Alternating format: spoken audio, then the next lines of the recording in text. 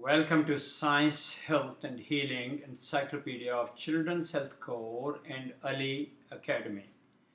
I'm Dr. Majid. The subject of this article is Seed, Feed and Weed for Bowel Health, Part 2.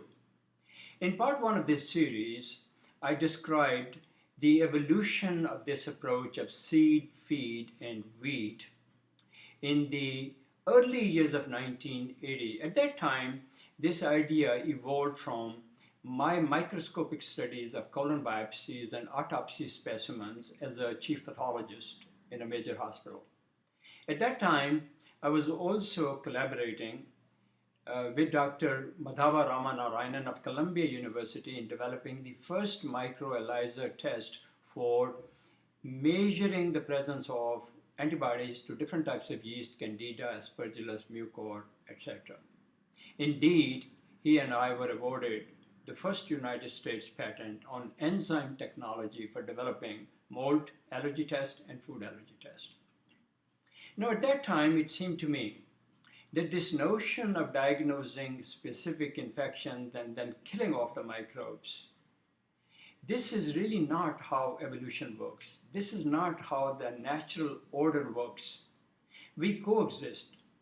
We cannot have beautiful roses unless we are willing to accept the fungus in their roots and the earthworms, fungi which leach minerals, essential minerals from the rocks underneath and turn it into usable form of mineral, organic minerals, so the plant can use, grow and produce beautiful fruits or flowers.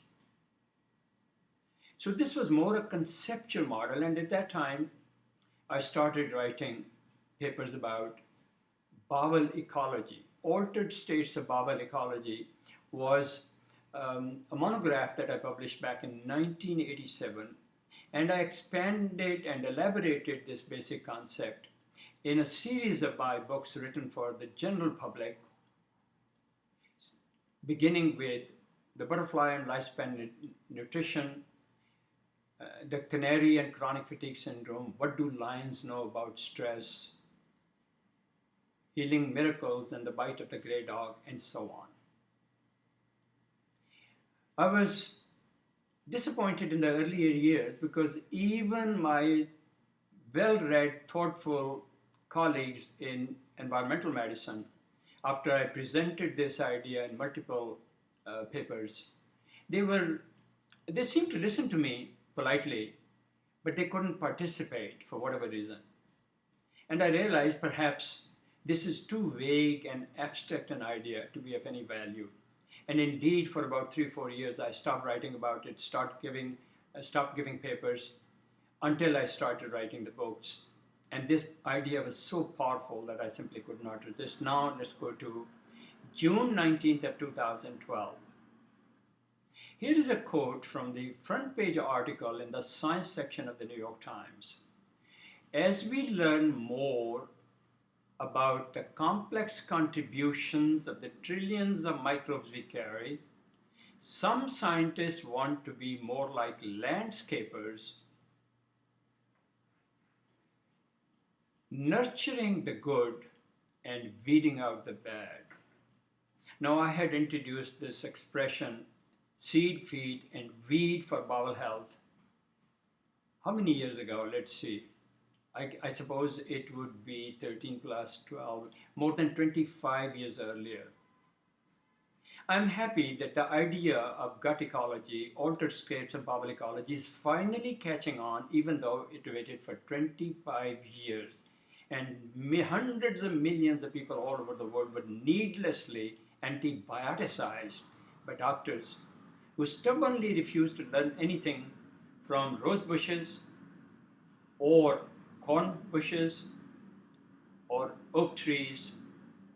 My point is, the doctors have been stubbornly resisting to the idea of ecological relatedness that even children today can understand. Please look at other segments in this series. This is a crucial concept.